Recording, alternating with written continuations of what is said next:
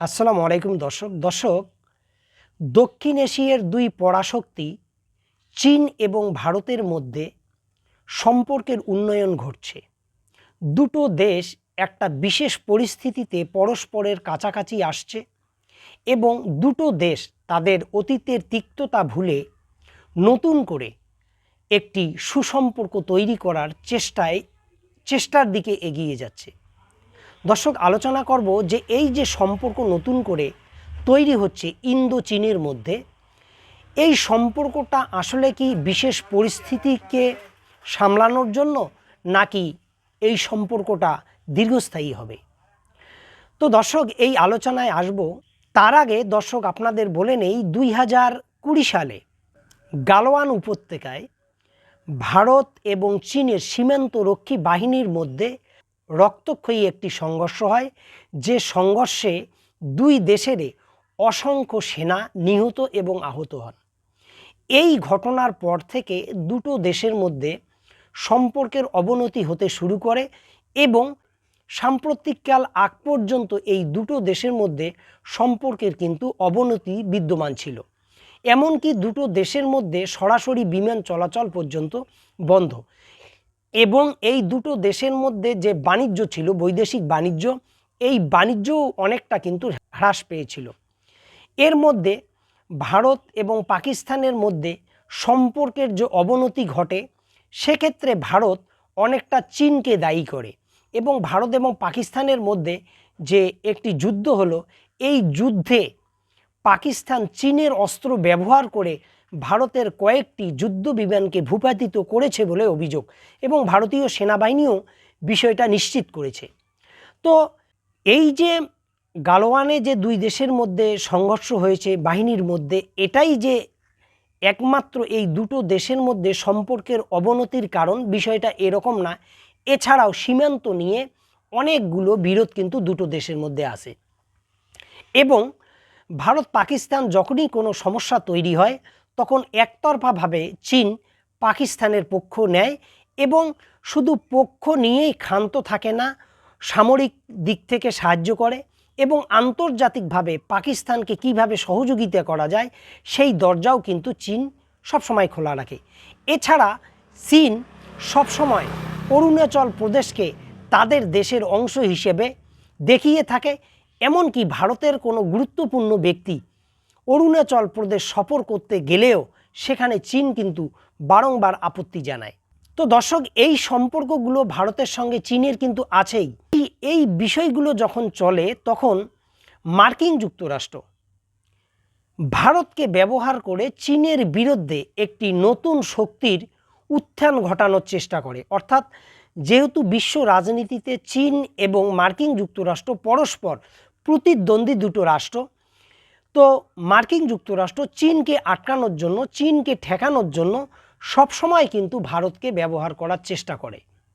তো এক্ষেত্রে কোয়াড নামে একটি সংস্থা আছে, যার গুরুত্বপূর্ণ একটি সদস্য দেশ হচ্ছে ভারত, এবং এই কোয়াডের মধ্য দিয়েই মার্কিন যুক্তরাষ্ট্র আসলে চীনের বাড়বাড়ন্তকে কমানোর চেষ্টা করে। কিন্তু ঘটনার পট পরিবর্তন খুব সাম্প্রতিককালে হয়ে গেল, যখন মার্কিন যুক্তরাষ্ট্রের ক্ষমতায় নতুন করে ডোনাল্ড ট্রাম্প আসলেন। দর্শক, আপনারা জানেন ডোনাল্ড ট্রাম্পের সঙ্গে ভারতের প্রধানমন্ত্রী নরেন্দ্র মোদির একটা ব্যক্তিগত সম্পর্ক ছিল, এবং এই সম্পর্ককে নিয়ে ভারতের যারা ডানপন্থী রাজনীতি, বিজেপি পন্থী যারা রাজনীতিবিদ এবং আরএসএস যারা করেন, তারা কিন্তু ডোনাল্ড ট্রাম্প যাতে মার্কিন যুক্তরাষ্ট্রের প্রেসিডেন্ট হয়, এটা নিয়ে তারা কিন্তু বিভিন্ন ধরনের উচ্ছ্বাস প্রকাশ করেছিলেন। এমনকি ভারতের বিভিন্ন জায়গায় ডোনাল্ড ট্রাম্প যাতে মার্কিন যুক্তরাষ্ট্রের প্রেসিডেন্ট হয়, এর জন্য বহু যজ্ঞ করা হয়েছিল। অথচ এই ডোনাল্ড ট্রাম্পের সঙ্গে বর্তমান ভারতের সম্পর্কের কিন্তু চরম অবনতি ঘটছে, এবং এর সঙ্গে মার্কিন যুক্তরাষ্ট্রের সঙ্গে পাকিস্তানের সম্পর্কের উন্নয়ন কিন্তু দ্রুত ঘটছে, অপরদিকে ভারতের সঙ্গে সম্পর্কের অবনতি ঘটছে। এটার মূল যে কারণটা, সেটা হচ্ছে ভারতীয় পণ্যের উপর 50% শুল্ক আরোপ করা। তো দর্শক, ভারত যখন দেখলো যে না, মার্কিন যুক্তরাষ্ট্রের বর্তমান যিনি প্রেসিডেন্ট, তার সঙ্গে নরেন্দ্র মোদীর ব্যক্তিগত সম্পর্ক এবং যারা ভারতীয় মার্কিন যুক্তরাষ্ট্রে বসবাস করেন তাদের বড় একটা অংশ তারা কিন্তু ডোনাল্ড ট্রাম্পকে সমর্থন করেছেন এবং তাকে ভোটও দিয়েছেন।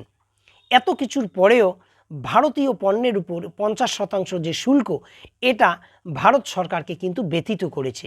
আর এই ব্যথিত করার জায়গা থেকেই ভারত সরকার চাইছে যাতে ভারত আর মার্কিন যুক্তরাষ্ট্রের উপর পুরোপুরি নির্ভরশীল না হয়, এবং নজর দিয়েছে চীনের দিকে।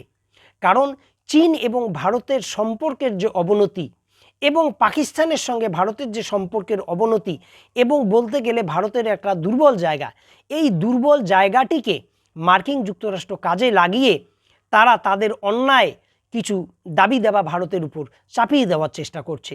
এবং এখানে আরও একটি কারণ আছে, সেটা হচ্ছে রাশিয়ার সঙ্গে মার্কিন যুক্তরাষ্ট্রের সম্পর্ক কিন্তু মোটেই ভালো না। যদিও অনেকেই বলেন যে ট্রাম্পের সঙ্গে পুতিনের সম্পর্ক ভালো, কিন্তু দুটো রাষ্ট্রের যে সম্পর্ক সেই সম্পর্ক কিন্তু ভালো না। অপরদিকে রাশিয়ার কাছ থেকে ভারত কিন্তু প্রচুর পরিমাণ তেল কেনে, যেটাতে মার্কিন যুক্তরাষ্ট্র একেবারে নাখোশ।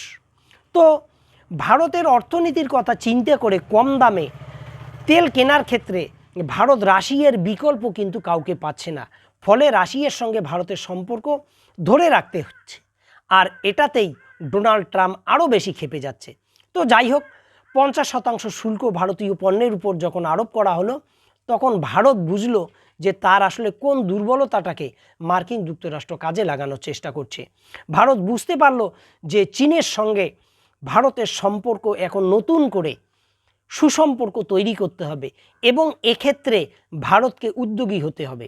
কারণ ভারত যদি চীনের সঙ্গে এবং পাকিস্তানের সঙ্গে যে বৈরী সম্পর্ক সেটাকে যদি ধরে রাখে, সেই দুর্বল সুযোগটা নিয়ে মার্কিন যুক্তরাষ্ট্র আরও নতুন নতুন কিছু শুল্ক থেকে শুরু করে আরও নতুন নতুন কিছু দাবি দেওয়া ভারতের উপর চাপিয়ে দেওয়ার চেষ্টা করতে পারে। ফলে চিরশত্রু এবং শক্তিশালী একটি শত্রুর সঙ্গে ভারত সম্পর্ক তৈরি করার চেষ্টা করছে, এবং এই সম্পর্ক অনেকটা এগিয়েও গেছে। কিন্তু প্রশ্ন হচ্ছে, এই সম্পর্কটা আসলে ক্ষণস্থায়ী না দীর্ঘমেয়াদী?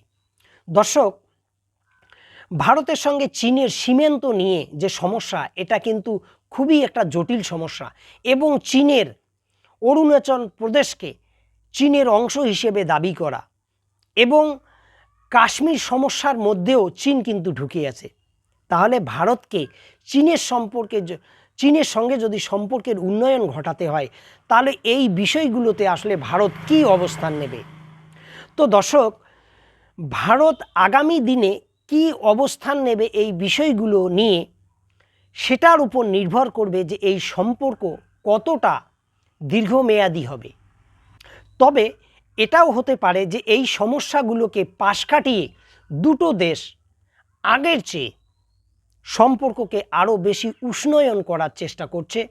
বিশেষ করে দুটো দেশের মধ্যে সরাসরি বিমান চলাচল চালু করা এবং বাণিজ্যিক যে ঘাটতিগুলো আছে সেগুলো মিটিয়ে নিয়ে দুটো দেশ পরস্পরের অংশীদার হয়ে সম্পর্কের উন্নয়ন করা, এগুলো হয়তো করতে যাচ্ছে। কিন্তু সীমান্তের যে সমস্যা, এই সমস্যাগুলো অত্যন্ত জটিল। হয়তো এই সম্পর্ক তৈরি করার মধ্যে সেই সমস্যাগুলো দুটো দেশ যদি পরস্পরের কাছাকাছি আসে এবং আন্তরিক হয়, সেক্ষেত্রে এই দুটো দেশ কিন্তু সীমান্ত সমস্যাও কিন্তু মিটিয়ে নিতে পারে। তো দর্শক, এটা একটা ইতিবাচক দিক, এবং এই সম্পর্ক আগামী দিকে কোন দিকে যায় এই দিকে সকলেরই নজর থাকবে। তো দর্শক, আজ এখানেই শেষ করছি। ভালো থাকুন, সুস্থ থাকুন, আল্লাহ হাফেজ।